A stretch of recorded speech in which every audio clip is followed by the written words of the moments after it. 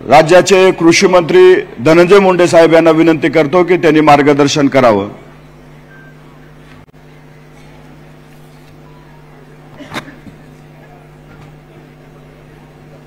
राष्ट्रवादी काँग्रेस पक्षाच्या 25व्या वर्धापन दिनाच्या निमित्तानं या ऐतिहासिक षण्मुखानंद सभागृहामध्ये होत असलेल्या वर्धापन दिनाच्या या कार्यक्रमाच्या निमित्तानं इथं उपस्थित आपल्या सर्वांचे लाडके नेते, राष्ट्रवादी काँग्रेस पक्षाचे राष्ट्रीय अध्यक्ष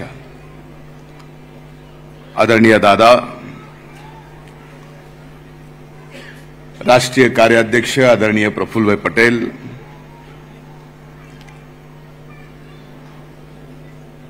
महाराष्ट्राचे राष्ट्रवादी काँग्रेस पक्षाचे अध्यक्ष आदरणीय तटकरे साहेब,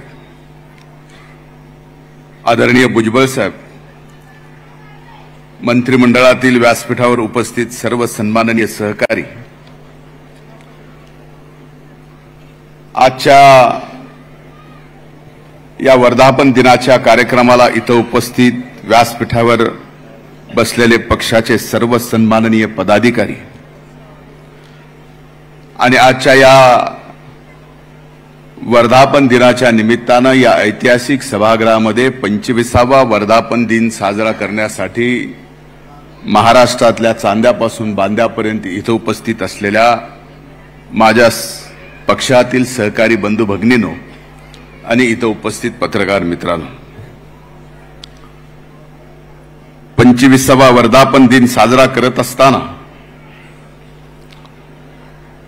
सर्वप्रथम शिवशाहू फुले आंबेडकरांच्या या पुरोगामी विचारधारेला मी नतमस्तक होऊन वंदन करतो। खरं तर मागील 25 वर्षाच्या पक्षाच्या वाटचालीचा मी पूर्ण वेळ जरी साक्षीदार नसलो तर 2012 पासून राष्ट्रवादी काँग्रेस पक्षाचा प्रत्यक्षात प्रत्येक घडामोडीचा मी साक्षीदार आहे। आदरणीय तटकरे साहेबांनी सांगितलं की या सभागृहात 25 वर्षापूर्वी राष्ट्रवादी काँग्रेस पक्षाची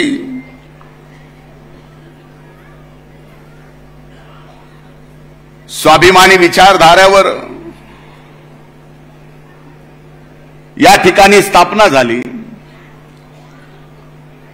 आणि त्याच ठिकाणी षण्मुखानंदमध्ये आपण 25वा वर्धापन दिन आदरणीय दादांच्या नेतृत्वाखाली या ठिकाणी साजरा करतोय, आपल्या सर्वांच्या समेत साजरा करतोय।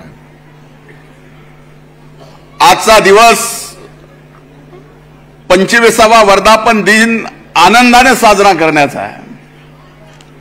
एवढ्या मोठ्या संख्येने इथं आल्यानंतर सुद्धा आपल्या मनामध्ये आनंद आणि विश्वास आणि डोळ्यामध्ये आत्मविश्वास दिसतोय।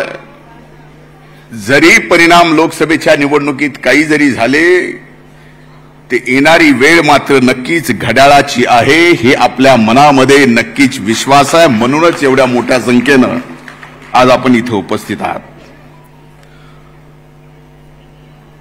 खरं तर या 2012 पासूनच्या मी स्वतः प्रत्यक्ष पाहिलेल्या घडामोडीत, पक्षाच्या वाटचालीमध्ये आणि आज पक्षाला इथपर्यंत पोहोचण्यामध्ये इथं बसलेल्या अनेक मान्यवर नेत्यांचा नक्की सिंहाचा वाटा असेल, पण त्या सिंहाच्या वाट्याबरोबर हा पक्ष 25 वर्ष मजबूतीने महाराष्ट्रात पुरोगामी विचारधारेला धरून महाराष्ट्राच्या मायबाप जनतेची सेवा करेल, याच्यात सिंहाचा वाटा आदरणीय दादांचा सुद्धा आहे, हे कुणीही विसरून जमणार नाही। अनेक नवख्या, अतिशय नवख्या तरुणांना सोबत घेऊन त्यांच्यावर विश्वास ठेवून आमच्यासारखे नेतृत्व दादा तुम्ही बघता बघता घडवले। मला आठवतं की 2014च्या निवडणुकीला ज्यावेळेस आदरणीय प्रफुल्लभाई पटेल साहेब आपण बिनशर्त पाठिंबा देण्यासाठी प्रेस कॉन्फरन्स घेतली, त्यावेळेस त्या निवडणुकीमध्ये पराभव होणार ना, मी एक उमेदवार होतो. आणि एकीकडे आम्ही पराभव मान्य करत असताना दुसरीकडे आपण बिनशर्त पाठिंबा देत होतात. त्यावेळेस आपल्याला कोणाचे आदेश होते हे आज जगजाहीर झाले, हे कुणाला सांगायची गरज नाही. पण एक निश्चित आहे, सांगायचा उद्देश आहे की 2014ला मी पडल्यानंतर सुद्धा माझ्यासारख्या तरुणावर आदरणीय दादांनी राज्याच्या वरिष्ठ सभागृहाची विरोधी पक्ष नेते पदाची जबाबदारी दिली. आणि आदरणीय तटकरे साहेब, आपण प्रत्येक गोष्टीचे साक्षीदार आहात. आपण त्यावेळेस तुम्ही अध्यक्ष होता.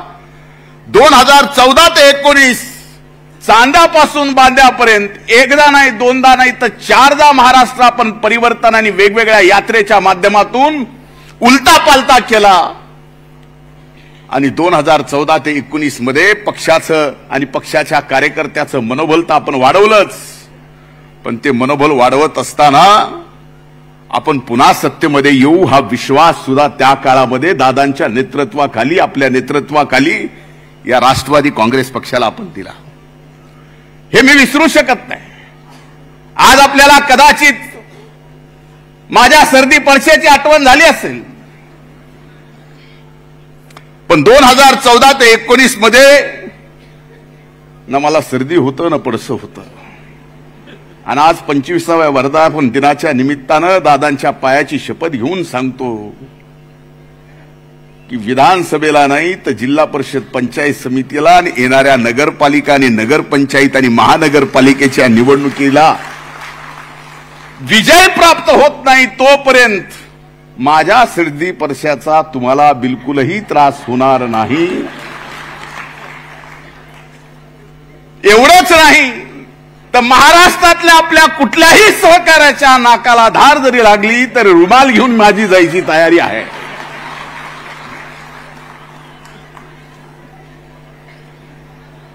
हा वर्धापन दिन आपण साजरा करतोय.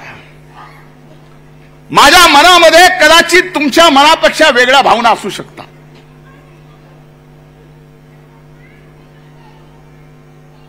कदाचित माझ्या शरीरातल्या या 2 डोळ्यामध्ये एका या 25व्या वर्धापन दिनाच्या निमित्तानं आपण हा उत्सव साजरा करत असताना एका डोळ्यात नक्कीच आपल्याला माझा आनंद दिसत असेल, पण एका डोळ्यात नक्कीच माझ्या अश्रूही दिसत आहेत.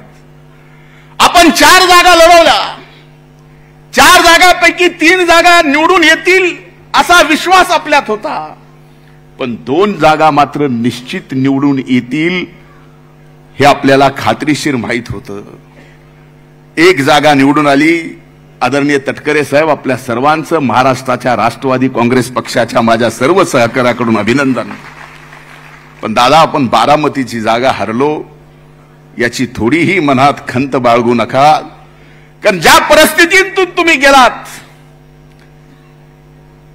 त्या छोट्याशा परिस्थितीतून माझ्या राजकीय जीवनात मी सुद्धा गेलो. आणि ज्या वेळेस अशा परिस्थितीतून आपण जात असतो, आपण कितीही कर्तृत्वान असलो, आपण कितीही विकासाचं कामं केली असली, तर त्या विकासाकडे कधीच कुणी बघितलं जात नाही. ज्यावेळेस तराजू घेऊन विश्वास एकीकडे आणि सहानुभूती एकीकडे मोजली जाते, त्यावेळेस सहानुभूती भारी पडते. हे आपल्याला या ठिकाणी त्याच्यामुळे पराभव सहन करावा लागला. म्हणून दादा, याचं दुःख माझ्या मनात जसं आहे तसं महाराष्ट्रातल्या राष्ट्रवादी काँग्रेस पक्षावर प्रेम करणाऱ्या प्रत्येकाच्या मनात हे दुःख आहे. आणि हे शल्य येणाऱ्या विधानसभेच्या निवडणुकीत भरून काढून दाखवू. आणि हे असं तसं नाही, ठासून भरून काढू. हा विश्वास या निमित्तानं आपल्या सर्वांनी या ठिकाणी दादांना देण्याची गरज आहे. मला आठवतं दादा, कधीच आपल्याला प्रसिद्धीची गरज वाटली नाही. कधी कुठलं काम तुम्ही प्रसिद्धीसाठी केलं नाही. महाविकास आघाडीचं सरकार स्थापन झालं त्यावेळेस तुम्ही माझ्यावर सामाजिक न्याय विभागाची जबाबदारी दिली. आणि सामाजिक न्याय विभागाचा मंत्री म्हणून मला जबाबदारी दिल्यानंतर पहिली सूचना दादा तुम्ही काय केली असेल तर तुम्ही मला सांगितलं की जे परमपूजनीय डॉक्टर बाबासाहेब आंबेडकरांचं आंतरराष्ट्रीय स्मारक मुंबईमध्ये होतंय त्याची कमीत कमी 200 फुटांनी उंची वाढली पाहिजे. हे काम 200 फुटानं उंची वाढवायचं त्यावेळेस घेतला ना निर्णय, हा दादा तुम्ही घेतला होता. मंत्री म्हणून निमित्त मात्र मी होतो. असे असंख्य निर्णय, जे निर्णय महाराष्ट्रातल्या तमाम कानाकोपऱ्यातल्या वेगवेगळ्या समाज घटकापर्यंत पोहोचवणं आपलं काम आहे. बाबा सिद्दीकी साहेबांनी आता सांगितलं की अल्पसंख्याक समाजासाठी दादांनी काय केलं. मागचं बजेट त्या ठिकाणी सादर करत असताना अल्पसंख्याक समाजाला मौलाना अबुल कलाम आझाद महामंडळातून 1000 कोटी इतिहासात आजपर्यंत महाराष्ट्रातल्या कुणीच दिले नाहीत, ते दादा तुम्ही दिले. याच्या प्रचारात सुद्धा कुठेतरी आपण कमी पडलोय का याचं आत्मचिंतन करण्याची आपल्याला सुद्धा गरज आहे. मायनॉरिटी फंड दिला, एवढंच नाही तर माझ्यावर ज्यावेळेस दुसऱ्यांदा मंत्रिपदाची जबाबदारी दिली आणि कृषी विभागाची जबाबदारी दिली असताना,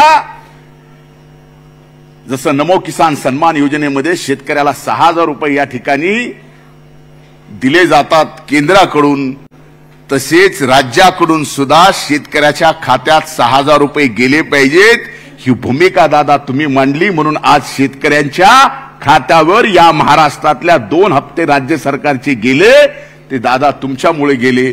इथं कुठेतरी हे सर्व पोचवायला आपण कमी पडलोत. त्याचा परिणामही कुठेतरी आपल्याला या लोकसभेच्या निवडणुकीमध्ये भोगावा लागला. असे अनेक निर्णय आहेत.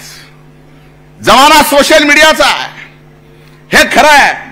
सोशल मीडियाचा जमाना असताना आपण प्रसिद्धीमध्ये कुठंच कमी पडू नये, पण फक्त सोशल मीडियावर राहून सुद्धा जमणार नाही, तर माणसाच्या घरापर्यंत पोहोचवावं लागेल. आणि आपल्या नेत्यांनी आपल्या महाराष्ट्रातल्या मायबाप जनतेसाठी किती चांगलं काम केलं हे सुद्धा दाखवणं ही जबाबदारी आपल्या सर्व कार्यकर्त्यांची आहे. मला माहिती आहे येणाऱ्या विधानसभेच्या निवडणुका, त्यातल्या जागा, त्याच्या वाटाघाटी, ह्या सर्व अतिशय व्यवस्थितपणानं पार पाडतील आपलं नेतृत्व. त्यात कुणाच्याही मनात शंका येण्याची गरज नाही. पण या ठिकाणी या 25व्या वर्धापन दिनाच्या निमित्तानं मला एवढंच सांगायचं आहे की एखाद्या निवडणुकीमध्ये आपला हार पराजय होत असताना एक गोष्ट मात्र लक्षात ठेवली पाहिजे. स्वर्गीय अटलजींनी भारतीय जनता पार्टी सतत पक्ष हरत असताना एक कविता लिहिली होती. ती कविता अनेक जनाच्या कानावर आली असेल. क्या हार में क्या जीत में, किंचित नहीं भयभीत मैं, संघर्ष पथ पर जो भी मिला ये भी सही वो भी सही, हो कुछ भी लेकिन हार नहीं मानूंगा, हार नहीं मानूंगा. एवढं मात्र या निवडणुकीत आपल्याला लक्षात ठेवावं लागेल. आत्ता तर हार मानायची नाहीच, पण येणाऱ्या विधानसभेच्या निवडणुकीत ऐतिहासिक विजय आपल्याला राष्ट्रवादी काँग्रेस पक्ष म्हणून या ठिकाणी मिळवायचा आहे. त्याच्या तयारीला लागणं ही गरजेचं आहे. दादा, यावेळेसचा 27 तारखेला महाराष्ट्राचं बजेट आपण राज्याला देताल, ते देत असताना आपल्या मनात महाराष्ट्रातल्या मायबाप जनतेच्या सर्वांगीण विकासाचा प्रश्न तर नक्कीच असणार आहे. पण हे बजेट सादर करत असताना ज्या पद्धतीने महाराष्ट्रामध्ये विकासाच्या मुद्द्यावर नाही, देशाच्या विकासाच्या मुद्द्याच्या संदर्भात नाही, राज्याच्या विकासाच्या संदर्भातल्या मुद्द्यावर ही निवडणूक लढली गेली नाही, तसंच येणारा अर्थसंकल्प मांडत असताना सुद्धा आपण राज्याच्या सोशल इंजिनिअरिंगच्या बाबतीमध्ये सुद्धा या ठिकाणी विचार करून अर्थसंकल्प मांडला पाहिजे, तर आपल्याला यश यायला कमी पडणार नाही. हे मात्र मी या ठिकाणी निश्चित सांगतो. मी माझ्या सर्व सहकाऱ्यांना आज या 25व्या वर्धापन दिनाच्या मनपूर्वक शुभेच्छा देत असताना शेवटच्या 4 ओळी या ठिकाणी बोलणार आहे आणि या ठिकाणी माझं लांबच चाललेलं भाषण संपवणार आहे. कुणीतरी लिहिलंय, तू हर दौड़ में अव्वल आए ये जरूरी नहीं है, तू हर दौड़ में अव्वल आए ये जरूरी नहीं है, तू सबको पीछे छोड़ दे ये भी जरूरी नहीं है. जरूरी है तो तेरा दौड़ में शामिल होना। जरूरी है तो तेरा दौड़ में शामिल होना, जरूरी है तो तेरा गिर के फिर से खड़ा रहना। जिंदगी में इम्तिहान बहुत होंगे, जिंदगी में इम्तिहान बहुत होंगे। आज जो आगे है कल तेरे पीछे होंगे, आज जो तेरे आगे है कल तेरे पीछे होंगे। बस तू चलना मत छोड़ना, बस तू लढना मत छोडना, बस तू लढना मत छोडना। 25व्या दिनाच्या 25व्या वर्धापन दिनाच्या आपल्या सर्वांना मनपूर्वक शुभेच्छा देतो। आपल्या सर्वांनी येणाऱ्या विधानसभेच्या निवडणुकीची जबाबदारी आपल्या खांद्यावर घ्यावी आणि पक्षाला विजय प्राप्त करून द्यावा ही सदिच्छा या ठिकाणी व्यक्त करतो। थांबतो। खूप खूप धन्यवाद। जय हिंद, जय महाराष्ट्र, जय राष्ट्रवादी। धन्यवाद मुंडे साहेब। लढेंगे जीतेंगे ही आपल्याला त्यांनी आज जो नारा दिलेला आहे त्या संकल्पनेवर आपल्याला चालायचं आहे। यानंतर मी राष्ट्रवादी काँग्रेस